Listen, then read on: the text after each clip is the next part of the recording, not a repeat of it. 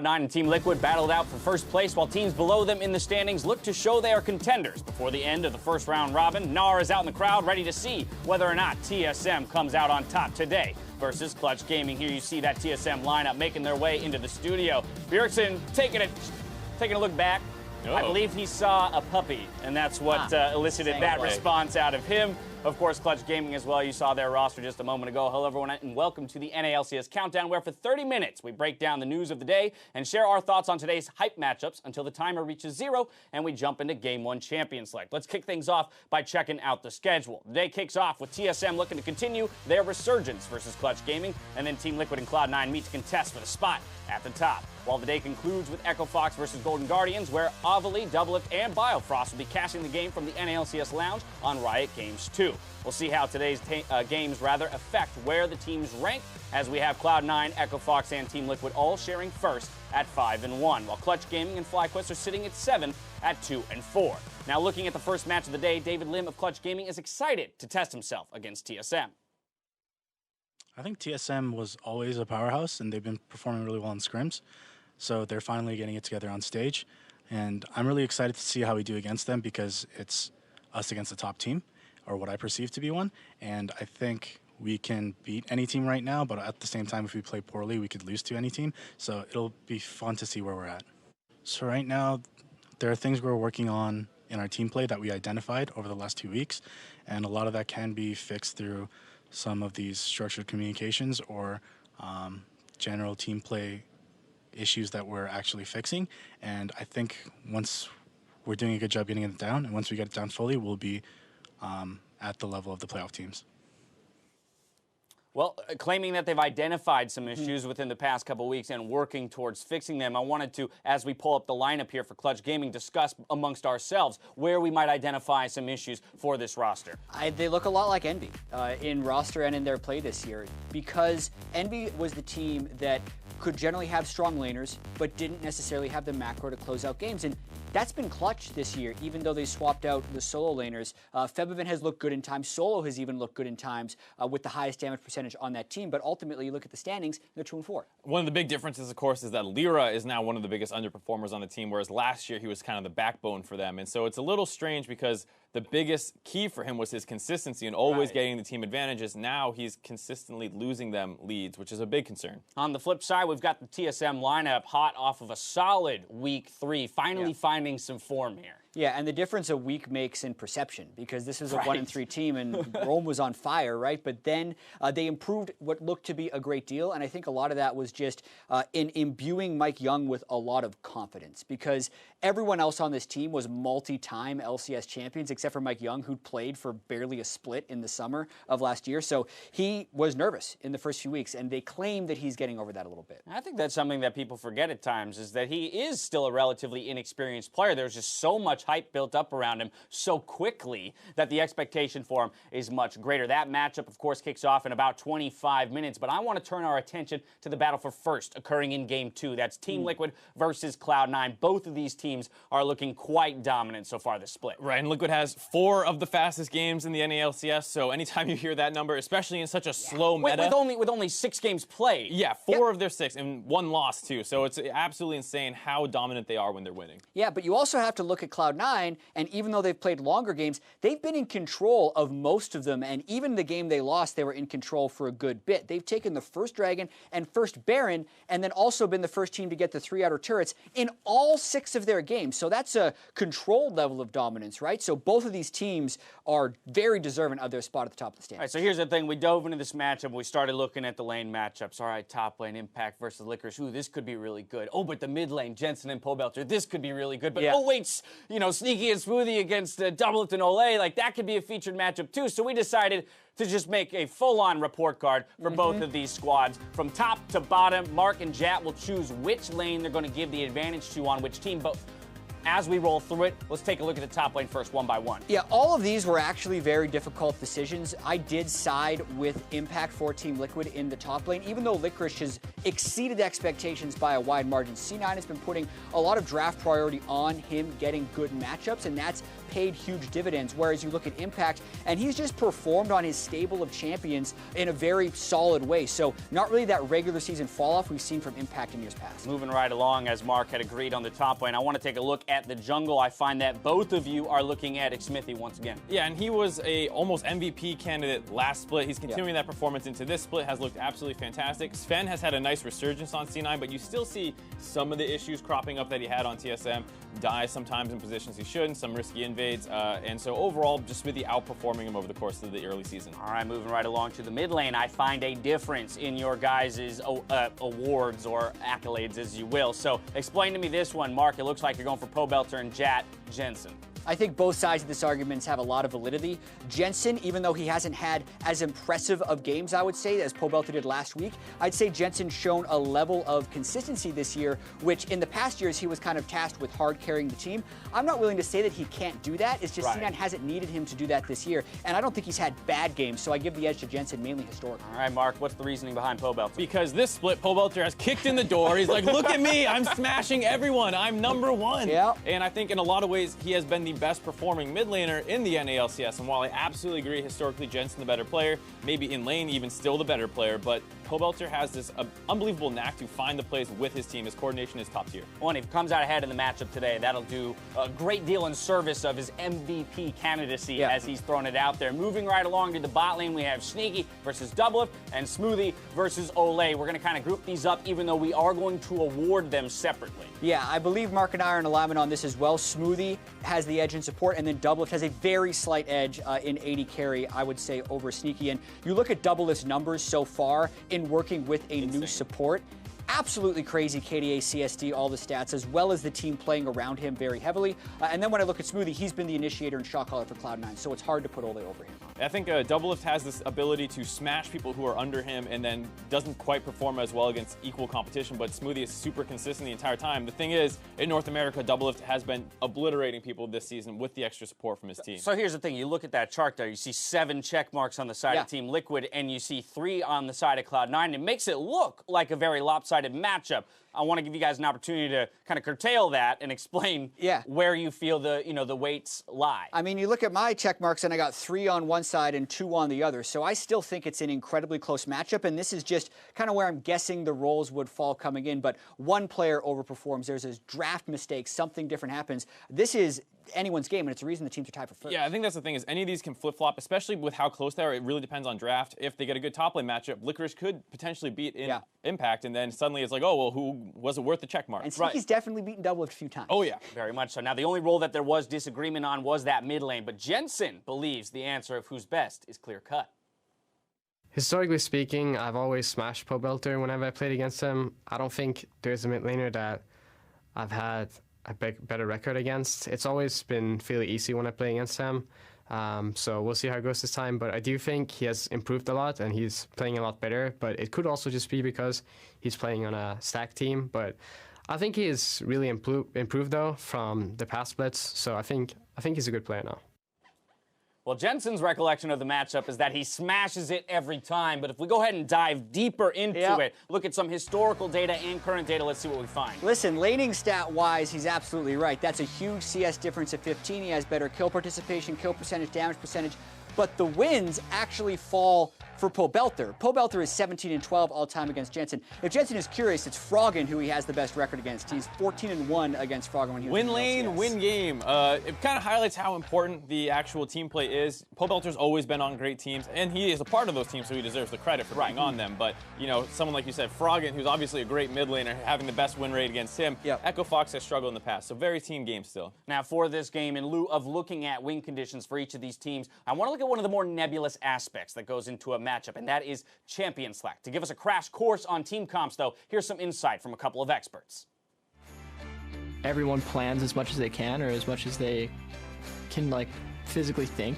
Like, at times I've even had times where I am, like, sleeping at night, and I'll just, like, wake up thinking about draft, or something along those lines, because there's so many scenarios that can potentially happen that it's really important that you think about every single one so you always have an answer. If you don't have an answer in draft is when you'll feel the most unprepared possible. For draft, player preference is really important to me. because this game isn't robotic, it's very like emotion and feeling based, even though sometimes you won't be able to see that. If you're able to like listen to all the communication in the game, you can really tell that a player's comfort level and their feeling for a champion really reflects in how it's played. So if you're able to do pick and ban with 5 robots, then it would be nice that you could just do whatever you kind of dreamed of. But with players, it does throw a bit of a wrench in where things will be like preferred or picked over it. And you can't just go, strictly by paper what's better. You have to pick like what's actually going to fit their strengths. I think that player information is probably the #1 resource that coaches have for information on draft. Most coaches don't have the advantage of playing a lot of solo queue and understanding the information well. So a lot of that information comes either from the research that they do of other regions or from their players. So I think the players' information is probably the most important aspect of the draft. I've been saying it forever. It's not just the coaches doing the drafting. As Zick said, #1 resource is the players themselves. Mark's been holding a grudge for some criticism he got or something. Not back me, in his just people. I see days. people get blasted. All right. Coaches. Now that you've been schooled, though, I want to put you both in the driver's seat and challenge you to a mock draft here for Game 2. So, Mark, naturally, you're going to take the side of Team Liquid, and Jat, you're going to be helming the wheel for Cloud9.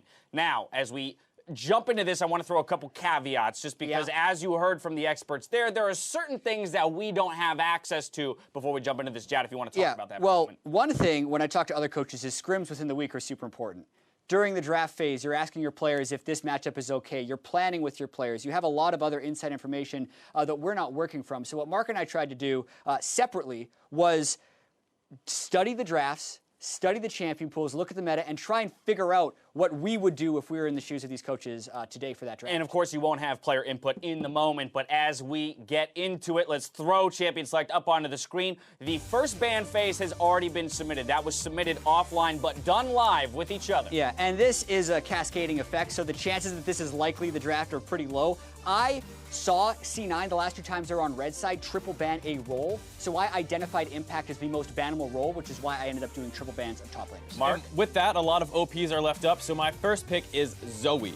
All right, Zoe gets thrown up onto the board, looking for some power in the mid lane in this Pobelter versus Jensen matchup. Jat, how do you respond? I've seen this before, actually. Cloud9 has been up against Golden Gardens where they allowed the first pick of Zoe, and I have a conditional because I left all the OP mid laners up. Okay. I am going to power pick a jungle in Sejuani because I think that's Sven Skaren's most played by far. He's 4 of 6. And then I'm also going to pick Tom Kench because there's potentially already a support pinch, and if anyone gets slept, Tom Kench can save it. Oh, interesting. So the Tom Kench comes in early with the Alistair ban, perhaps a support pinch to come later. But Mark, you get the next 2 picks to round out your phase 1. Now that was surprising. I thought for sure he was going to take something else there. What do you think I was going to take? I don't know. I thought you were going to go that info. I think you're on the clock. But given this, you got jungle support picked on the side of Cloud9. How do you respond with mid already settled? Well, with mid already down, I am actually going to go with, I don't know if I want to match supports quite here. I will go with what I was initially going to go with. Okay. I will go with Maokai. Okay.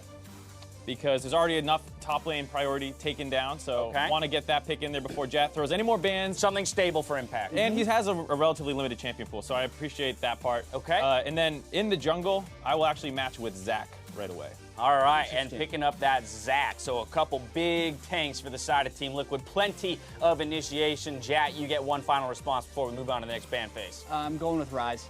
Because Ryze is going to be a pretty good pick into Zoe if Zoe ever tries to get cute and is good in the early laning phase. Plus, it's one of Jensen's best champions. They played it into Zoe the one time they left up into Golden Guardian. And I need to prevent him from banning that in phase 2 because it's normally a ban or an early pick. All right, so we've matched the jungle and the mid lane picks, but we do have a disparity in top lane for Team Liquid. Support for Cloud9. Jat, you get the first ban of phase 2. Yes, so my first ban of phase 2, knowing he hasn't picked supports yet, I'm just going to get rid of Ole's most played in Taric.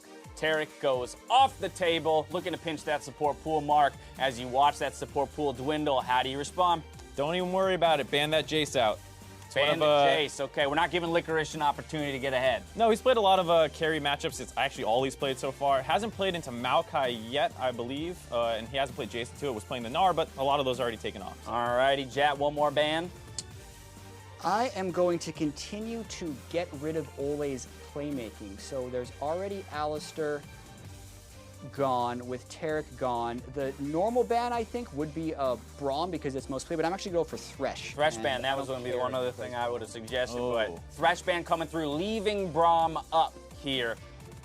Mark? Yeah, I was hoping really he hard. actually didn't do that because I was hoping It is hard. I was hoping to grab a pretty strong bot lane. Oh, well, good luck with that. Yeah, so, no, I haven't seen him play it yet, but he does play a lot of carry tops, and it's traditionally something that Maokai struggles into. It's Vladimir. Okay. So I will ban out Vladimir last, make sure that's off the table. Wow, plenty of top lane bans going through across the I board. feel We're so good into about the this. final pick phase. Jack, What you you have get the prepared. first pick and the counter if you want it after that. Callista. Callista. Callista's still up. Yep. Yeah. Man, this is a huge priority pick. We've only seen once or twice so far make it through an entire pick ban phase. So Jap picking up a power pick. Gonna hand that over to Sneaky. Braum Tristana. Braum, Tristana. Lock it in right away. Response in Yep. the bot lane. Why is it that you go Braum, Tristana? I mean, I know obviously support pool's been pinched a lot, so you didn't have many options there, but why Trist over anything Trist else? is actually the highest priority champion for both these teams. That's their most played in the AD carry position. I did not really want to give over Callista because I want a strong bot lane for double lift, but I'm not really too concerned about Callista Tom Kench. It's not the most aggressive lane. They can farm it out early on. And then Braum, like you said, one of the few things left up. All right, one final pick. It's the top lane, Jack. It's the top lane counter pick. And this is when we talk about the rabbit hole of drafts and how things can change. There's been, 6 top lane bans, 1 top lane pick away. So this is where, as Reaper, I would be going to Licorice and saying, what is your What do you best want? into Maokai? Yeah. My opinion on what is best into Maokai and still rounds out the comp in a good way, since they have a lot of people who need to dive in with Zac and Maokai, is actually Alawi. So I'm going to pick Alawi with that last pick. It's a big solo queue pick. It's a great pick into Maokai in the laning phase. You win the 2v2, and it's a stronger team. He's so far down the rabbit hole, he ended up in China in the LPL where everyone's playing it out, and he's like, this is a good pick here. I think it's a good draft. All right, so we have our draft completed. Jack already liking his mark. How do you feel about how things fell for Team Liquid here? All things considered, I mostly like it. The Maokai Zac is a little strange because it's a lot of dive in, but you have a really huge range advantage with Tristana and Zoe, with great frontline and Braum and Maokai. So I would have liked to have had better tank and maybe a little bit more peel, but they have a huge range advantage against Jat's draft. If they get ahead, they can get vision control and just completely shut down any attempts to get vision. And Jat, why do you like it for Cloud9? Yeah, well, I like it for Cloud9 because I wanted to pick a strong bottom lane matchup. I think that's a key to beating Team Liquid. Getting Callista that late was glorious. I was willing to pick Varus into Callista, but if Callista's going to be up, I'm going to take it. Yep. I expected top lane to be pinched really heavily, but I'm actually really happy about having Sejuani Rise Alawi against the Zoe, because if she ever tries to poke, Svenskeren going to hit her with that ultimate. You're going to all in your engage. A fun thought exercise. We'll see how close, if at all, they are to the actual game 2 pick ban. We might not see Alawi. Yeah, just going to go ahead and warn you, probably not that close. We're going to take a quick break. When we return, the 3 of us go over the ones to watch for the week. We turn our attention to game 1 and press these 2 on their predictions. Don't touch that browser.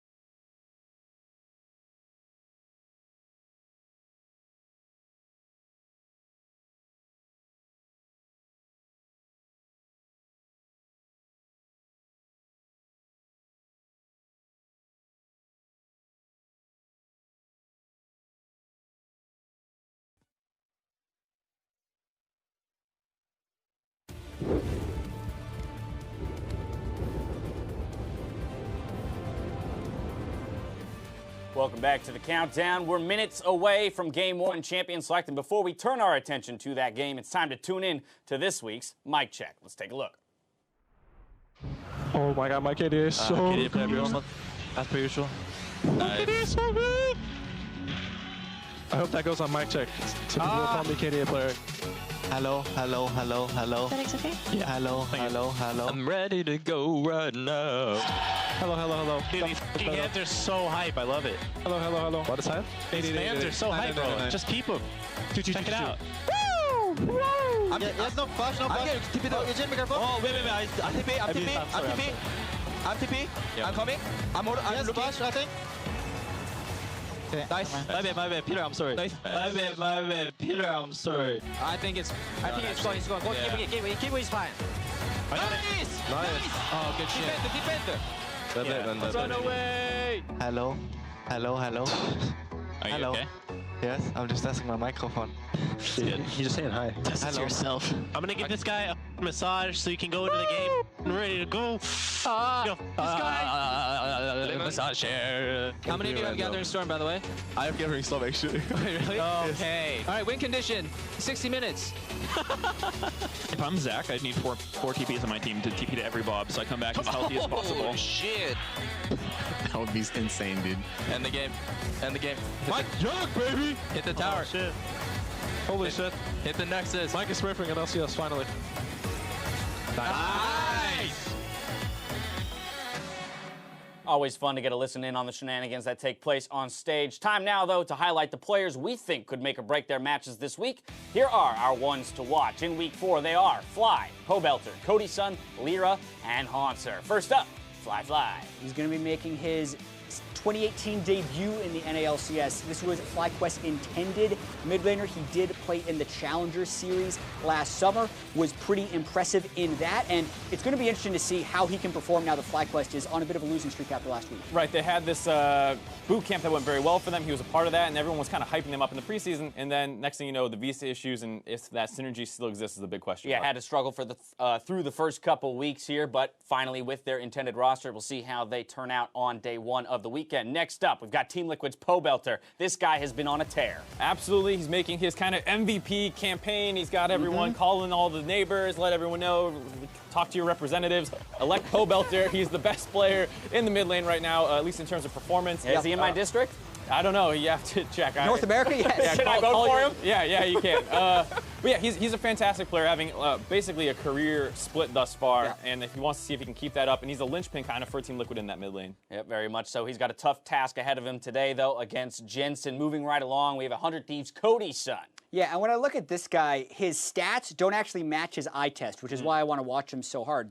86% kill participation, 45% kill percentage, 40% of team damage percentage. He's insane. Nuts. But you look at the games and he's getting caught out of position, or the game is going really late, so he's their main source of damage. So I still want to see a less stressful way of watching Cody Sun, because you always feel like Cody won or Cody done. He's on the verge of making a mistake. Yeah, almost all the always, time. right? Yeah, all right. Well, another person who's been mistake-full this split, Clutch Gaming's Lyra. He was one of the key components of why people were kind of hyped on this draft. Fabivin and Lyra, all pro team combining now to make a great jungle mid duo, and then it's just completely fallen flat after what was one good game in Week 1. Everyone started hyping them up. We had that overreaction segment. Looks like a complete overreaction right now. Our last one to keep an eye on here is going to be TSM's Haunser in the top lane. Yeah, his GP has been best in North America. He's won almost every matchup, even though GP normally loses every matchup. He's a big part of TSM's performance last week, and if he keeps that up, then TSM has a good chance of going places. All right, we'll continue to keep our eyes on those 5 throughout the weekend. As we go into predictions, I want to give both of you analysts the opportunity to bask in your success, as you both come off of a perfect 5-0 day of predictions and 90% of correct predictions last weekend. I've got 9 in a row. Mark actually had 8 out of 10. That's true. I was behind at the start of the Mark weekend. is 10% worse than Jad. Yeah. But in season totals, you guys are completely evened up. You also have selected all 5 of the same predictions today. To be fair, when though, you're hot, you're hot. I've picked 9 in a row. You just can't change it. That's true. Jad's got to go with his gut. And I think on paper, you look at a majority of the matchups today, and they do appear to be one-sided. Right, but there's definitely some close matchups in there. Yeah, so I was looking at Team Liquid and C9 for potential upset. Obviously, closest By game far of the day. the closest one. Yes. Second one was Optic versus CLG. Really? A lot of people are still a little cold on CLG, and Optic is always so close to winning. I was wondering if this is the game where they finally beat someone above them.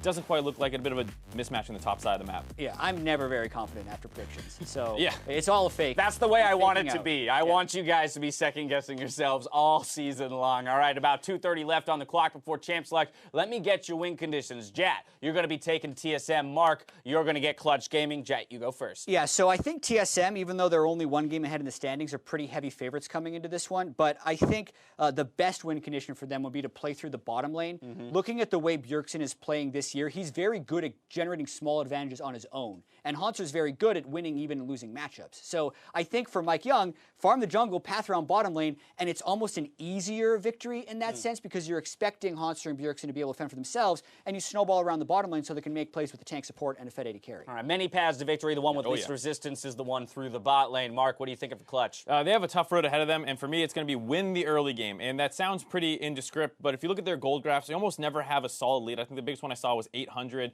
They're pretty low down in gold average at 15. What's a mark? Give me a benchmark, like 1,500? I would love to be at 2K ahead at 15. Okay. And off the back of playmaking, this is not draft Jace and a bunch of winning lanes. Go out there, do something crazy with your pathing, find a first blood, get some early roams, and work as a team to get a big gold advantage, because if you go late versus TSM, it's very difficult to beat them. I mean, how would you expect then for that to show itself in the draft? I know you're saying you don't have to go towards the super indexed early picks, but does that suggest that Lyra needs to be on a early pre-6 ganker? I think that's something I would like to see. I mean, if he's on, Gragas like we saw last week, that was fine. In one of the games, they had this really heavy focus on mid lane, get a good matchup, and then go for jungle mid invades. I love that idea. They just fell apart in the execution, and that's what I want to see stepped up. Lyra, please stop dying in the enemy jungle. Stop, find a first blood or two. Get one of your lanes rolling early. And I think it is possible because I do expect TSM to draft for the late game. That's what they've done in pretty much 5 out of their 6 games, drafted pretty good late game team compositions, and they're so confident in their laning ability as they should be. They haven't really been smashed in